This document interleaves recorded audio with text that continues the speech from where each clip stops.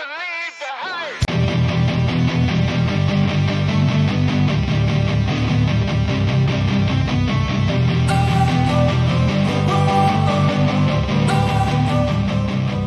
Don't wanna sleep in.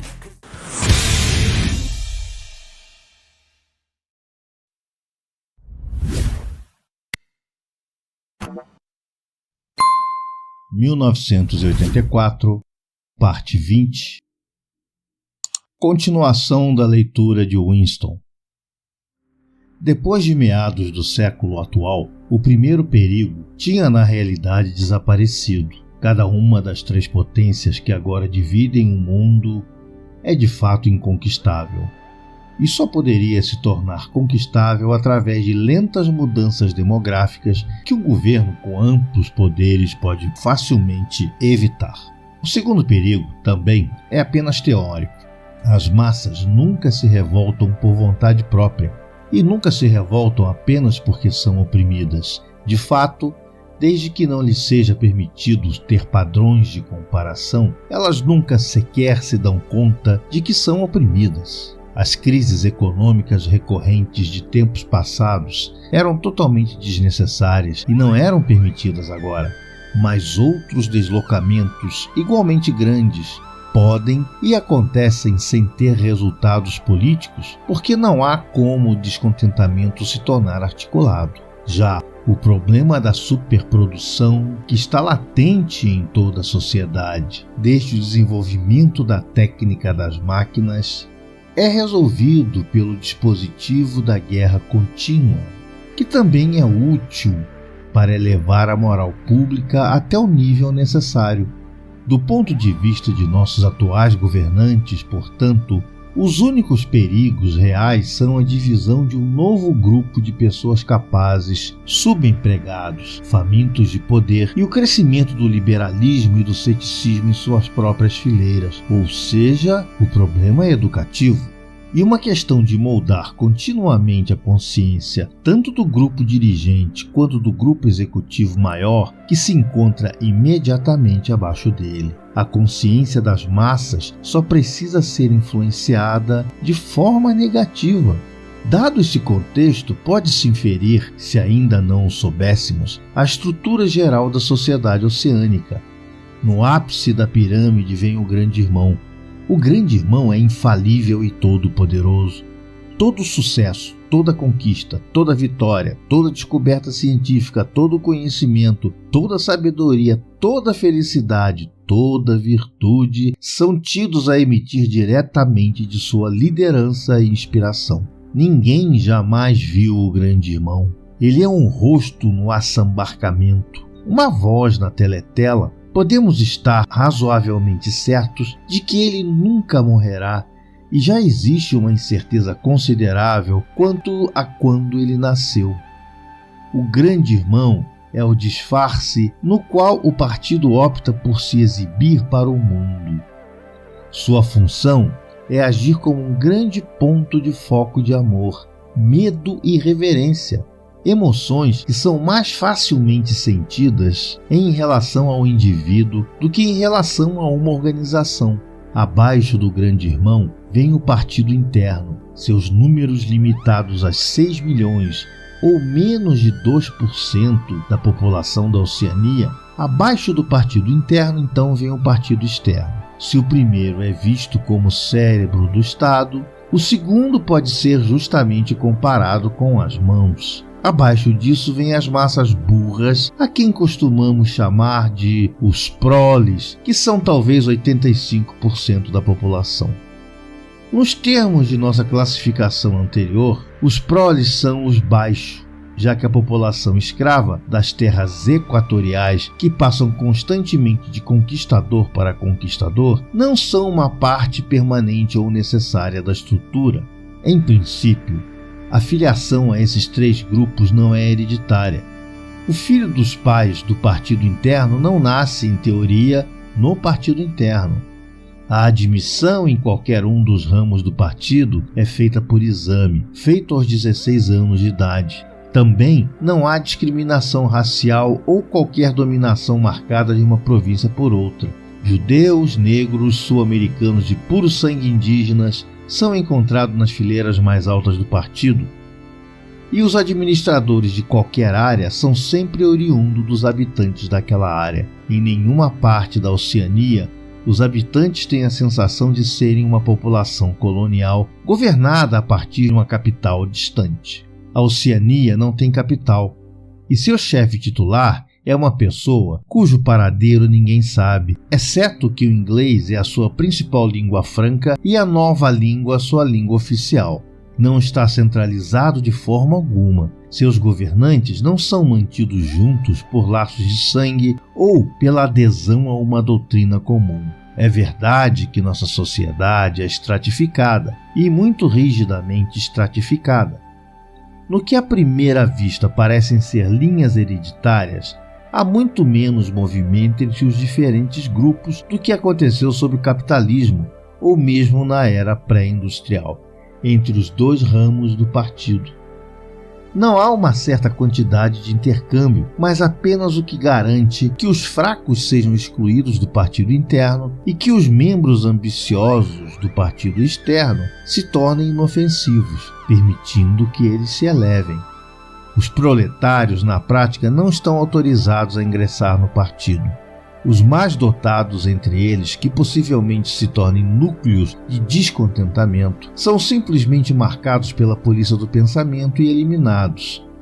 Mas esse estado de coisas não é necessariamente permanente, nem é uma questão de princípio. O partido não é uma classe no velho sentido da palavra. Ele não visa transmitir poder a seus próprios filhos como tal, e se não houvesse outra forma de manter as pessoas mais amáveis no topo, ele estaria perfeitamente preparado para recrutar toda uma nova geração das fileiras do proletariado. Nos anos cruciais, o fato de o partido não ser um órgão hereditário fez muito para neutralizar a oposição. O tipo mais antigo de socialista que havia sido treinado para lutar contra algo chamado, entre aspas, privilégio de classe, assumiu que o que não é hereditário não pode ser permanente. Ele não viu que a continuidade de uma oligarquia não precisava ser física, nem parou para refletir que as aristocracias hereditárias sempre foram de curta duração. Enquanto organizações adotivas como a Igreja Católica às vezes duraram centenas ou milhares de anos, a essência do governo oligárquico não é a herança de pai para filho, mas a persistência de uma certa visão de mundo e de um certo modo de vida impostos pelos mortos aos vivos. Um grupo governante é um grupo governante desde que possa nomear seus sucessores. O partido não está preocupado em perpetuar seu sangue, mas em perpetuar-se a si mesmo. Quem exerce o poder não é importante desde que a estrutura hierárquica permaneça sempre a mesma. Todas as crenças, hábitos, gostos, emoções, atitudes mentais que caracterizam o nosso tempo são realmente projetados para sustentar a mística do partido e impedir que a verdadeira natureza da sociedade atual seja percebida. Uma rebelião física ou qualquer movimento preliminar em direção à rebelião não é possível no momento. Não se deve temer nada assim vindo dos proletários. Deixados à própria sorte, eles continuarão trabalhando de geração em geração e de século em século, procriando e morrendo. Não apenas sem qualquer impulso à rebelião, mas sem o poder de compreender que o mundo poderia ser diferente do que é. Eles só poderiam se tornar perigosos se o avanço da técnica industrial fizesse com que fosse necessário educá-los mais. Mas, como a rivalidade militar e comercial não é mais importante, o nível de educação popular está realmente em declínio. As opiniões mantidas ou não pelas massas é visto com indiferença. Eles podem ter liberdade intelectual porque não têm intelecto. Em um membro do partido, por outro lado, nem mesmo o menor desvio de opinião sobre o assunto mais insignificante pode ser tolerado. Um membro do partido vive do nascimento à morte sob os olhos da polícia do pensamento. Mesmo quando ele está sozinho, ele nunca pode ter certeza de que ele de fato está sozinho. Onde quer que ele esteja, dormindo ou acordado, trabalhando ou descansando, tomando banho ou na cama, ele pode ser inspecionado sem aviso e sem saber que está sendo inspecionado. Nada do que ele faz é indiferente. Suas amizades, suas atividades de recreação, seu comportamento para o seu cônjuge e filhos, a expressão do seu rosto quando está sozinho, as palavras que ele murmura durante o sono, até mesmo os movimentos característicos do seu corpo são todos escrutinados zelosamente.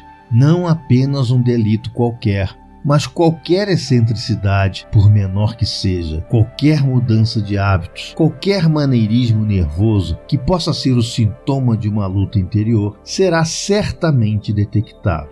Ele não tem liberdade de escolha em qualquer direção, seja qual for. Por outro lado, suas ações não são regulamentadas por lei ou por qualquer código de comportamento claramente formulado. Não há lei na Oceania. Pensamentos e ações que, quando detectados, significam a morte certa, não são formalmente proibidos, e as purgas intermináveis, as prisões, as torturas, encarceramentos e vaporização não são infligidas como punição por crimes que realmente foram cometidos. São meramente a eliminação de pessoas que talvez cometam um crime em algum momento do futuro. Um membro do partido é obrigado a ter não apenas as opiniões certas, mas os instintos certos. Muitas das crenças e atitudes que lhe são exigidas nunca são declaradas claramente, e não poderiam ser declaradas sem contradições inerentes ao sócio.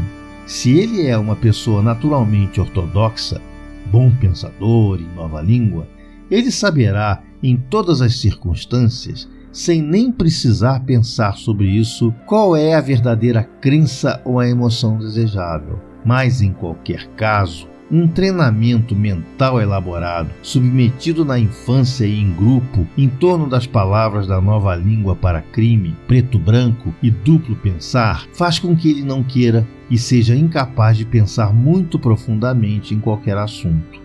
Espera-se que um membro do partido não tenha emoções particulares e não tenha nenhuma trégua para o seu entusiasmo. Ele deve viver em um contínuo frenesi de ódio contra os inimigos estrangeiros e traidores internos. Comemorar as vitórias e se desvalorizar diante do poder da sabedoria do partido, os descontentamentos gerados por sua vida simples e insatisfatória não são deliberadamente voltados para fora e dissipados por dispositivos como os 2 minutos de ódio. E as especulações que poderiam possivelmente induzir a uma atitude cética ou rebelde são mortas antecipadamente por sua disciplina interior, adquirida desde cedo. A primeira e mais simples fase da disciplina, que pode ser ensinada até mesmo às crianças pequenas, é chamada em nova língua de paracrime.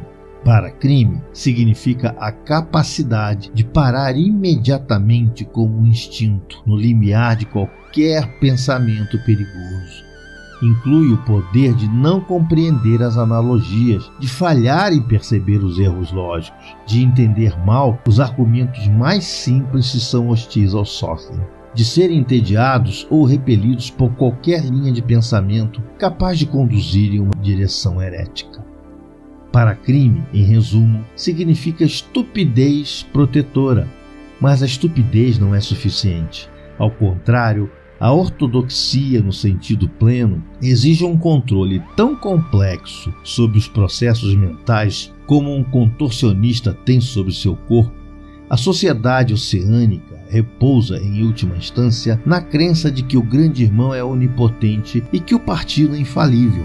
Mas como na realidade o grande irmão não é onipotente e o partido não é infalível, uma flexibilidade desmedida se torna necessária. De momento em momento, no tratamento dos fatos, a palavra-chave aqui é preto-branco. Como tantas palavras na nova língua, esta palavra tem 2 significados mutuamente contraditórios. Aplicado a um oponente, significa o hábito de afirmar impudentemente que o preto é branco. em contradição com um fato simples aplicado a um membro do partido. Significa uma vontade leal de dizer que o preto é branco, quando a disciplina do partido exige isso. Mas isso implica também na capacidade de acreditar que o preto é branco, e mais, de saber que preto é branco e esquecer que já se acreditou o contrário. Isso exige uma alteração contínua no passado, tornada possível pelo sistema de pensamento que realmente engloba todo o resto, e que é conhecido em nova língua como duplo pensar. A alteração do passado é necessária por duas razões, uma das quais é subsidiária e, por assim dizer, preventiva. A razão subsidiária é que o membro do partido, assim como o proletário, tolera as condições atuais, em parte porque não tem padrões de comparação, e ele deve ser destituído do passado, assim como ele deve ser cortado de países estrangeiros, porque é necessário que ele acredite que está melhor do que seus ancestrais e que o nível médio de conforto material está constantemente aumentando. Mas de longe a razão mais importante para o reajuste do passado é a necessidade de salvaguardar a infalibilidade do partido. Não se trata apenas de discursos, estatísticas e registros de todo tipo, que devem ser constantemente retomados para mostrar que as previsões do partido estavam certas em todos os casos. É também para não se admitir nenhuma mudança na doutrina ou no alinhamento político, pois mudar de ideia ou mesmo de política é uma confissão de fraqueza. Se, por exemplo, Eurásia ou Alestásia, qualquer uma das duas, é o inimigo atual, então este país precisa ter sido o inimigo desde sempre. E se os fatos dizem o contrário, então os fatos devem ser alterados. Assim, a história é continuamente reescrita. Essa falsificação diária do passado, realizada pelo Ministério da Verdade, é tão necessária para a estabilidade do regime como o trabalho de repressão e espionagem realizado pelo Ministério do Amor. A mutabilidade do passado é o princípio central do Sossen. Eventos do passado, argumenta-se, não têm existência objetiva, mas sobrevivem apenas em registros escritos e nas memórias humanas. O passado é aquilo que os registros e as memórias comportam. E como o partido está em pleno controle de todos os registros e no controle igualmente pleno das mentes e de seus membros, tem-se como consequência que o passado pode ser determinado pelo partido. Segue-se também que, embora o passado seja alterável, ele nunca foi alterado em nenhuma instância, pois quando a forma necessária de passado para um determinado momento for criada, então esta nova versão é o passado, e nenhum passado diferente pode ter existido. Isso é válido mesmo quando, como acontece com frequência, o mesmo evento tem que ser alterado para além do reconhecimento várias vezes no decorrer de um ano. O partido tem, em todos os momentos, a posse da verdade absoluta, e claramente o absoluto nunca pode ter sido diferente do que é agora. Vê-se que o controle do passado depende acima de tudo do treinamento de memória, pois garantir que todos os registros escritos estejam de acordo com a ortodoxia do momento é meramente um ato mecânico, mas é também necessário lembrar que os eventos aconteceram da maneira desejada, e se é necessário reorganizar as memórias ou adulterar a escrita, é necessário esquecer que se tenha feito isso. Esse truque pode ser aprendido como qualquer outra técnica mental. É aprendido pela maioria dos membros do partido e certamente por todos que são inteligentes e ortodoxos. Na linguagem antiga se chama muito francamente de controle da realidade. Em nova língua é chamado duplo pensar, embora duplo pensar compreenda outros significados também. Duplo pensar significa o poder de manter duas crenças contraditórias em uma mente simultaneamente e aceitando os dois.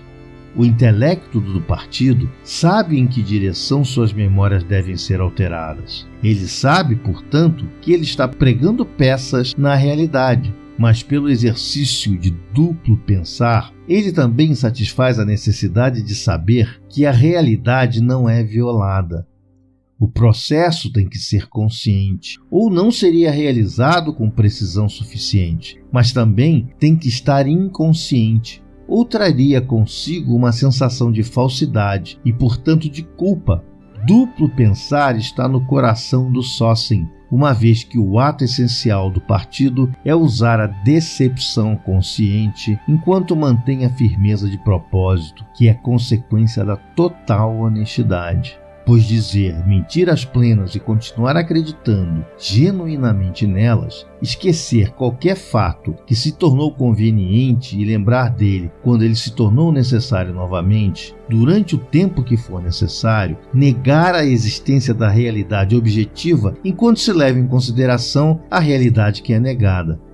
Tudo isso completamente necessário. Até mesmo o uso da palavra duplo pensar é necessário para se exercer o duplo pensar. Ao usar a palavra, se admite a adulteração da realidade. Com um novo ato de duplo pensar, se apaga esse conhecimento e assim por diante, indefinitivamente, com a mentira, sempre um pulo à frente da verdade.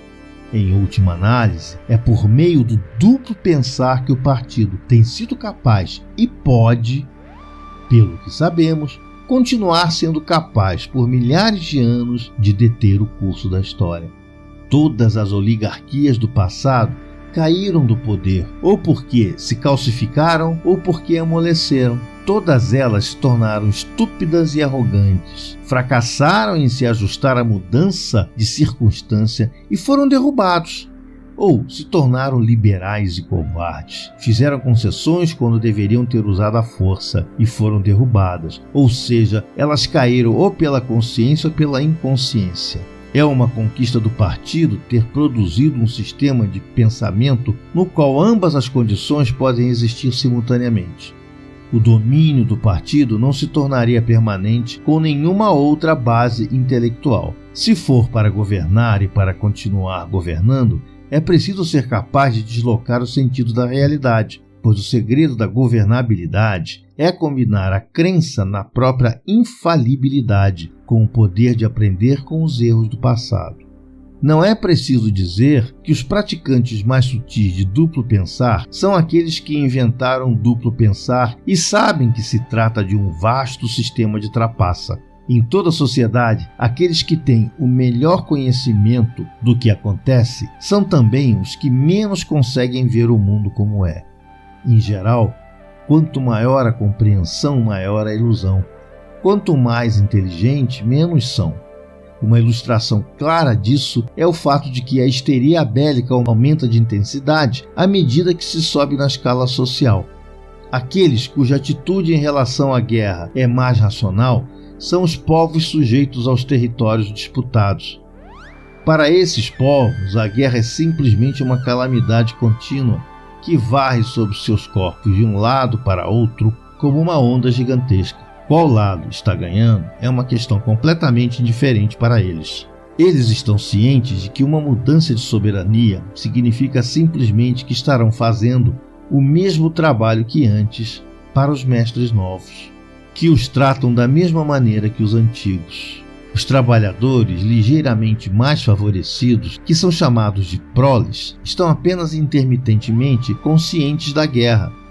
Quando necessário, eles podem ser levados a um frenesi de medo e ódio, mas quando deixados a si mesmos, são capazes de esquecer que a guerra está acontecendo por longos períodos. Mas é entre o partido, sobretudo no partido interno, que se encontra o verdadeiro entusiasmo da guerra.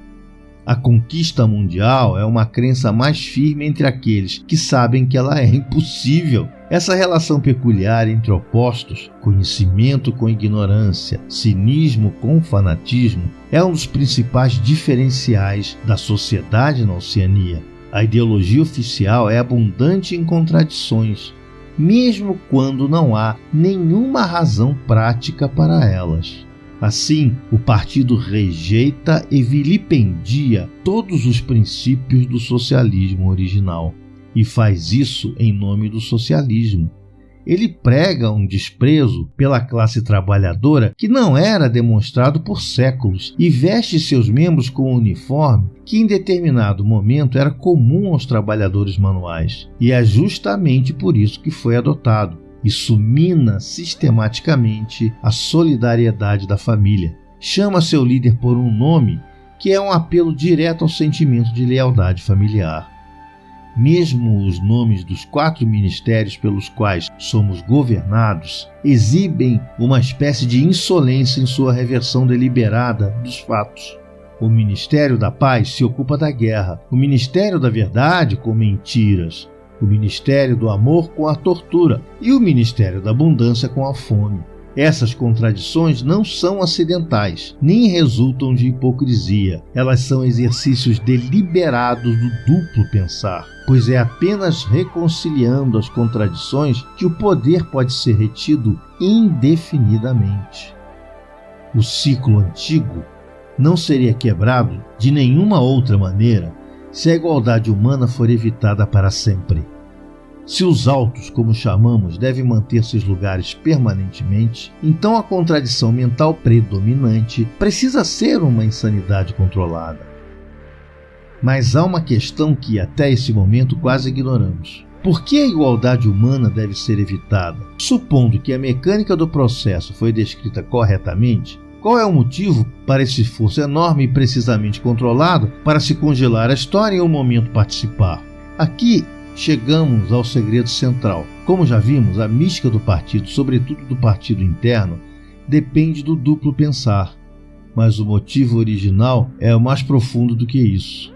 O instinto nunca questionado que levou à tomada do poder e trouxe consigo o duplo pensar, a polícia do pensamento, a guerra contínua e todas as outras parafernálias necessárias para a sua existência posterior, esse motivo realmente consiste...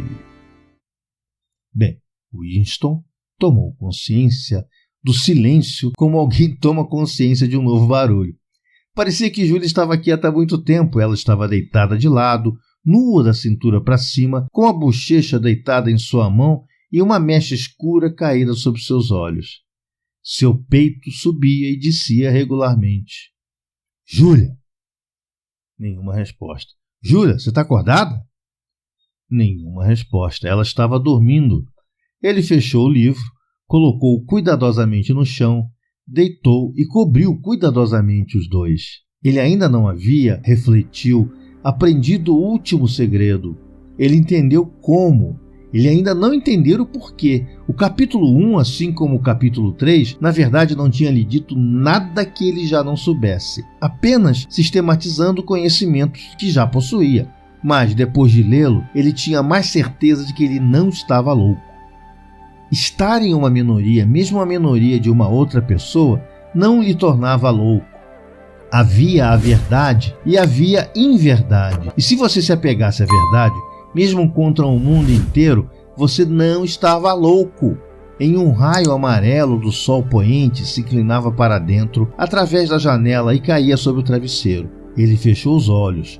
O sol em seu rosto e o corpo liso da garota tocando seu próprio corpo lhe deu um sentimento forte, sonolento e confiante. Ele estava seguro, estava tudo bem. Ele adormeceu murmurando: a sanidade não é uma estatística, com a sensação de que essa observação continha uma sabedoria profunda. Fim da parte 20.